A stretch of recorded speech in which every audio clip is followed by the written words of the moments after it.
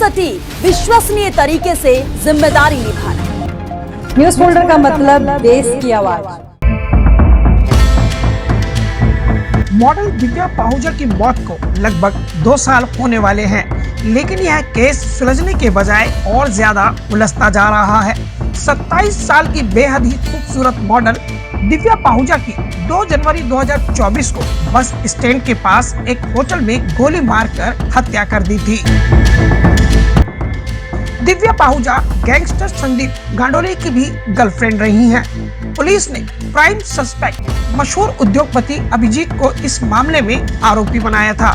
Police की तरफ से दायर की गई चार्जशीट में मुख्य आरोपी अभिजीत ने अपना जुर्म भी कबूल किया था। पुलिस की चार्जशीट के अनुसार उसने पुलिस को बताया कि दिव्या पाहुजा को वह 2014 से जानता है। दिव्या के साथ उसके नाजायज संबंध थे।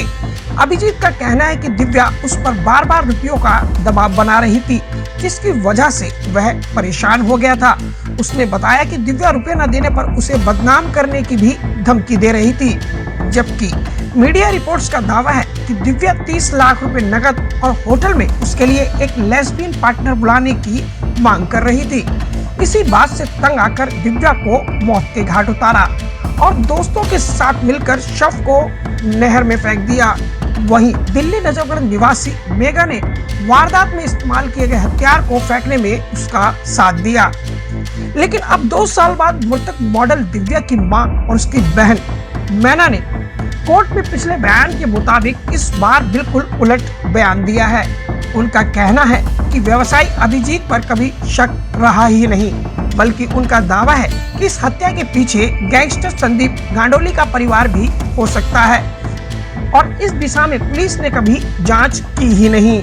इस मामले में अभी तक 15 में से 9 गवाहों के बयान दर्ज करवाए हैं और लगभग सभी अपने पिछले बयानों से पलट चुके हैं। आपको बता दें कि 2 दिसंबर 2025 को चंडीगढ़ हाई कोर्ट ने अभिजीत को शर्तों पर जमानत दी थी।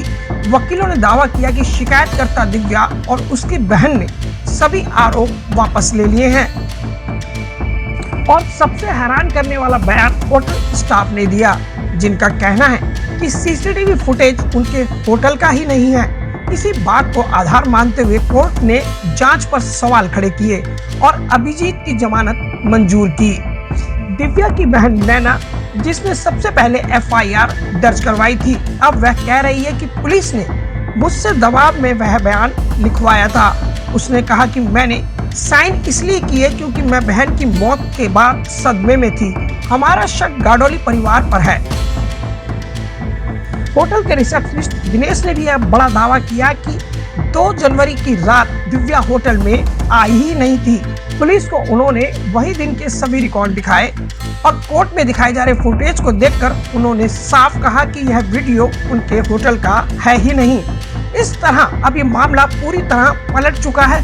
जहां पहले प्राइम सस्पेक्ट अभिजीत को मानते हुए ये जांच दिशा आगे बढ़ रही थी, लेकिन अब नए बयान आने के बाद ये मामले में पूरी तरह से खलबली मच गई है और अब देखने वाली बात यह होगी कि असली कातिल कौन निकलता है और आखिर क्या वजह थी कि जिसकी वजह से दिव्या की हत्या की गई। ऐसे ही तमाम सवालों के जवाब मिलने बाकी हैं। नई दिल्ली से न्यूज फोल्डर ब्यूरो रिपोर्ट।